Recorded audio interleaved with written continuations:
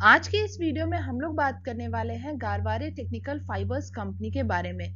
ये कंपनी आपके नॉर्मली अगर हम लोग देखें तो ये आपके जितने भी टेक्सटाइल सेक्टर्स के अंदर काम करती हुई नजर आती है और एज अ लीडर आपको काम करती हुई नजर आती है।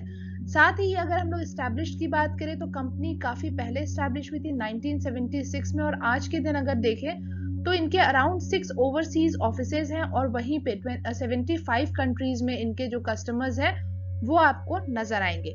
सो मेनली जो इनका बिजनेस है वो नेट का है। दैट मीन्स जो भी एक्वाकल्चर में हम लोग यूज करते हैं नेट्स, या फिर अगर हम लोग मछली जब मारने जाते हैं जो मछुआरे, तो वहां पे जो नेट यूज किए जाते हैं, या स्पोर्ट्स के लिए जो नेट होते हैं, सेफ्टी नेट्स होते हैं, तो ऐसे ही आपको हर एक तरह के जो नेट्स होते हैं, फैब्रिक जो होते हैं, वो सारी चीजें ये कंपनी आपको बनाती हुई नजर आती है अलॉन्ग विथ पॉलीमर रोप्स। तो ये आपने समझ लिया यहाँ पे कंपनी का क्या बिजनेस पोर्टफोलियो है। तो बने रहिएगा वीडियो में आखिरी तक, क्योंकि ऐसे ही और भी हम लोग जो भी इनके जो भी फैक्ट्स एंड फिगर्स हैं वो सारी चीजें हम लोग इस वीडियो में कवर करेंगे।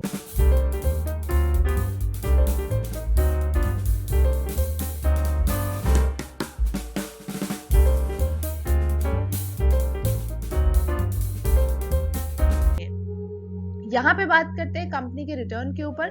सो रिटर्न आप देखेंगे काफी बेहतरीन आपको देखने को मिलेंगे। 1 ईयर में 11% है, तो वहीं पे 3 इयर्स में 232%। तो हर एक तरीके से आपको जो रिटर्न है, जितना लंबा समय जिन लोगों ने भी यहाँ पे होल्ड किया उन सभी को काफी बेहतरीन प्रॉफिट ऑलरेडी बना है। और वहीं पे अगर आप जहां देखेंगे जिस तरीके से मार्केट में उथल पुथल काफी लंबे समय से बना हुआ है, और बहुत सारी कंपनीज ऐसी भी रही हैं जिन्होंने कोई रिटर्न नहीं प्रोवाइड किया अपने शेयर होल्डर्स को, लेकिन कुछ ऐसी कंपनीज हैं जिनके आपको बिजनेस पोर्टफोलियो काफी स्ट्रांग नजर आए हैं। उन सारे कंपनीज के अंदर अगर लोगों ने इन्वेस्टमेंट किया था तो उन सभी को फिर भी यहाँ पर मुनाफा तो मिला ही मिला है।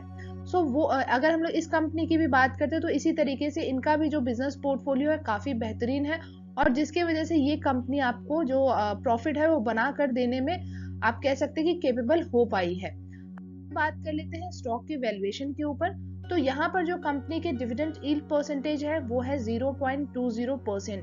वहीं पर ईपीएस आपको काफी ज्यादा स्ट्रॉन्ग नजर आएगा विच इज 78.10। और इंडस्ट्री पी और स्टॉक पी में बात करेंगे तो बेशक ये कंपनी जहां पर बेहतरीन कंपनी है, उसी तरीके से आपको इनके स्टॉक के प्राइस आपको, या आप कह सकते हैं कि ओवर वैल्यूड प्राइस पे आपको मिलने वाली है। साथ ही बात कर ले एनालिस्ट के एस्टिमेट की, तो यहाँ पर जो आपके 67% एनालिस्ट है वो फिलहाल आपको बाइंग के रिकमेंडेशन प्रोवाइड करते हुए नजर आ रहे हैं। बट आपको खुद से जब आप रिसर्च और एनालिसिस करेंगे तो आप ज्यादा क्लियर हो जाएंगे कि क्या आपको इस शेयर के अंदर जाना चाहिए, या फिर फिलहाल अभी आपको थोड़ा और होल्ड करना चाहिए अगर ऑलरेडी आप इन्वेस्टेड है इसमें, या फिर आपको सेल करना चाहिए। तो ये सारी चीजें जब आप खुद से बैठते हैं और किसी कंपनी के बारे में या किसी शेयर के बारे में आप बहुत अच्छे से एनालिसिस करते हैं तो आपको सारी चीजें खुद ही क्लियर हो जाती है। वहीं पे बात कर लेते हैं हम लोग जरा इसके डेट के ऊपर। तो कंपनी के ऊपर बेशक आपको डेट नजर आएगा 96.92 करोड़ है। तो वहीं पे कंपनी के पास जो कैश फ्लो है वो भी आपको अच्छे नंबर्स में देखने को मिलेगा, लेकिन कहीं ना कहीं आपको जो डेट है उसके मुकाबले आपको जो इनके पास कैश फ्लो अवेलेबल है वो कम आपको देखने को मिल रहा होगा। क्वार्टरली रिजल्ट के ऊपर बात करते हैं कि किस तरीके के इनके रिजल्ट है। तो बेशक आपको यहाँ पर जो रिजल्ट है, जैसे कि आप देख सकते हैं यहाँ पर अगर हम लोग सेल्स के ऊपर बात करें तो 356 करोड़ से 304 करोड़ के आसपास का जो है वो आपको सेल्स के नंबर में गिरावट देखने को मिला। और वैसे ही सिमिलर अगर ऑपरेटिंग प्रॉफिट की बात करें, नेट प्रॉफिट की बात करें, तो यहाँ पर आपको गिरावट देखने को बेशक मिल रहा है। लेकिन सबसे बेहतरीन जो नंबर्स था वो आपके मार्च 2022 का था, और वहां पर आप देखेंगे कि कंपनी ने काफी बेहतरीन उस क्वार्टर में तो काफी बेहतरीन परफॉर्म किया ही किया है। बात कर ले ईयर ऑन ईयर रिजल्ट्स के ऊपर, तो यहाँ per year on year basis पे कंपनी आपको अच्छा परफॉर्म करती हुई नजर आई है। जैसे कि सेल्स के नंबर्स की बात करें तो 1189 करोड़ के आसपास का इनका सेल्स जनरेट हुआ। तो वहीं पर ऑपरेटिंग प्रॉफिट जो निकल के आया है वो है 223 करोड़, और अगर हम लोग नेट प्रॉफिट की बात करते हैं तो वो है आपके 165 करोड़। तो आपको लगातार इनके जो नेट प्रॉफिट के नंबर्स हैं उनमें बढ़ोतरी देखने को मिल रहा होगा। या फिर अगर हम लोग बात करते हैं ऑपरेटिंग प्रॉफिट के नंबर्स के ऊपर, तो बीच में आपको एक हल्की सी डिप नजर आई है, लेकिन वैसे आपको बढ़ोतरी ही नजर आएगा। तो ओवरऑल अगर हम लोग बात करें तो जहां पर आपको क्वार्टर ऑन क्वार्टर बेसिस के नंबर्स थोड़े से आपको वीक नजर आए हैं, वहीं per year on year basis पे कंपनी ने काफी बेहतरीन परफॉर्म किया है। सो नेक्स्ट हम लोग यहाँ पे बात कर लेते हैं कि sales and profit growth percentage किस तरीके के हैं। तो यहाँ पर प्रॉफिट ग्रोथ परसेंटेज पे आप देखेंगे 14%, then 9% and now it is 4%। तो प्रॉफिट ग्रोथ परसेंटेज में आपको बेशक यहाँ पे डिक्लाइन नजर आया है, लेकिन आपके सेल्स ग्रोथ परसेंटेज में आपको 7% के बाद यहाँ पे गिरावट के साथ 5% एंड नाउ इट इज 16%। तो कहीं ना कहीं नंबर्स आपको यहाँ पर बढ़ते हुए नजर आए हैं। तो इस एक साल में सेल्स ग्रोथ परसेंटेज तो आपको बढ़ता हुआ दिखा है, लेकिन प्रॉफिट ग्रोथ परसेंटेज में गिरावट देखने को लगातार आपको मिलता रहा है। आरओई एंड आरओसी परसेंटेज के ऊपर बात करें तो बेशक आपको फ्लक्चुएशंस तो नंबर्स में देखने को मिलेगा ही, लेकिन आप कह सकते हैं कि जो आरओसीई परसेंटेज है वो कहीं ना कहीं अच्छा है, तो वहीं पे आरओई परसेंटेज को हम लोग सिर्फ ठीक ठाक या हम कह सकते हैं कि अच्छा हम कंसीडर कर सकते हैं, बट आरओसी ज्यादा आपको बेहतरीन नजर आ रहा होगा। तो बेशक आपको मिला जुला सा ही इनका आरओई एंड आरओसी परसेंटेज देखने को मिलेगा, और साथ ही फ्लक्चुएशंस आपको लगातार बना हुआ है, और यहाँ पे आप देख सकते हैं थोड़ा आप कह सकते हैं कि यहाँ पे आपको डिक्लाइन में भी नजर आया है, बट इतना ज्यादा डरने की बात नहीं है। फिर भी आपको आरओई एंड आरओसी परसेंटेज फिर भी आपको जो है वो ठीक ठाक ही नजर आए हैं।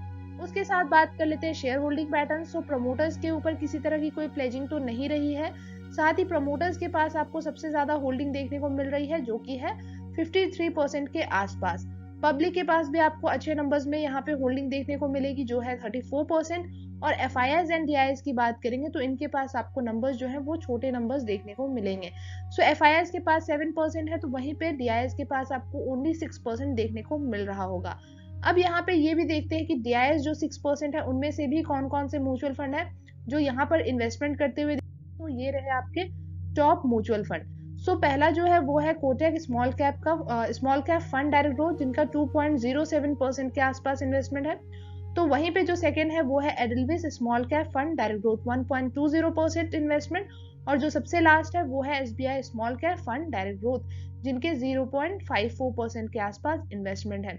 तो आई होप यहाँ तक आपको जो कंपनी में हमने जो भी चीजें बताने की कोशिश की है वो आपको समझ आया होगा, कंपनी आपको अच्छी लगी होगी, तो आप यहाँ पे बेशक आप जा सकते हैं इसमें इन्वेस्टमेंट के प्लान करते हुए।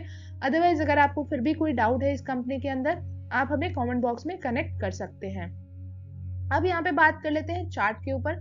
सो आप जैसा कि देख सकते हैं यहाँ पर हम लोग वीकली टाइम फ्रेम पे बात करने वाले हैं। जिस तरीके से आपको ये शेयर गिरावट के बाद, दैट मीन्स 2020 की गिरावट के बाद आपको ये शेयर लगातार बढ़ता हुआ नजर आया। अगर आप इसके पहले और भी देखेंगे, अगर यहाँ हिस्टोरिकल डेटा आप देखना चाहते हैं, सो अगर आप 2020 से पहले का डेटा देखेंगे तो काफी नीचे इसका शेयर प्राइस हुआ करता था, और वहां से अभी अगर हम लोग देखें, अगर हम लोग कोविड के टाइम से भी बात करें तो ऑलमोस्ट आप कह सकते हैं कि 750 या आपके 800 के प्राइस से ये सीधा आपको 4000 के प्राइस तक ये जाता हुआ दिखा। और बिल्कुल आप देखेंगे यहाँ पे अगर वीकली टाइम फ्रेम पे बात करें, लगातार आपको ये अप ट्रेंड में बनता हुआ ही नजर आया है। थोड़े मोड़े जो प्रॉफिट बुकिंग इसमें आई होगी वो तो अलग बात है, लेकिन वैसे ये शेयर काफी ज्यादा आप कह सकते हैं कि बुलिश बना हुआ था। उसके बाद आपको यहाँ पर प्रॉफिट बुकिंग के साथ आप देखेंगे यहाँ पे एक बार आपको जब यहाँ से ट्रेंड लाइन आपको ब्रेक होता हुआ नजर आया, तो यहाँ से शेयर आपको गिरता हुआ भी दिखा है। लेकिन अगर अभी हम लोग सिनेरियो की बात करते हैं तो बेशक आपको ये वापस अप ट्रेंड की तरफ जाता हुआ नजर आ चुका है। और अगर आप लोगों ने अगर यहाँ पे बॉटम पे इसको पकड़ा है तो आपके लिए तो काफी बेहतरीन मौका निकल के आया था उस टाइम पे। एंड जिन लोगों ने भी यहाँ से अगर इन्वेस्टमेंट किया था तो वो लोग काफी अच्छा खासा ऑलरेडी प्रॉफिट बनाकर बैठ चुके होंगे। अदरवाइज अगर अभी भी आपने इसमें इन्वेस्टमेंट नहीं किया है तो यहाँ से भी आप चाहें तो आप अपने जो भी प्लानिंग है वो आप कर सकते हैं। थोड़ा आप वेट कर सकते हैं कि अगर आपको जैसे ही किसी दिन जिस तरीके से मार्केट में उथल पुथल है तो उसके बेसिस पे अगर आपको ये शेयर जो है वो किसी भी डिप प्राइस पे मिल जाए तो आपके लिए बेहतरीन होगा, क्योंकि जिस तरीके से ये आपको बिना रुके ये लगातार बढ़ता हुआ नजर आता है तो उसके बेसिस पे आप चाहें तो इस शेयर में जा सकते हैं। बाकी आपने जो बिजनेस पोर्टफोलियो वो बेशक आपने देखा है, बाकी 4000 के प्राइस के लिए आप जा सकते हैं। उससे ऊपर भी ये शेयर जो है वो जाने की इसमें कैपेबिलिटी आप सभी को दिख सकती है। तो आप चाहें तो वहां से आप अपने जो भी प्लान है अपने फाइनेंशियल एडवाइजर से एक बार डिस्कस करने के बाद ले सकते हैं। बाकी हमने इस वीडियो में हर एक चीज कवर करने की कोशिश ऑलरेडी की है। बाकी अगर फिर भी आपको लगता है कि कोई डाउट है आपको, आप हमें कमेंट बॉक्स में कनेक्ट कर सकते हैं। बाकी आपसे मिलेंगे नेक्स्ट वीडियो में बहुत ही जल्द। तब तक के लिए थैंक यू एंड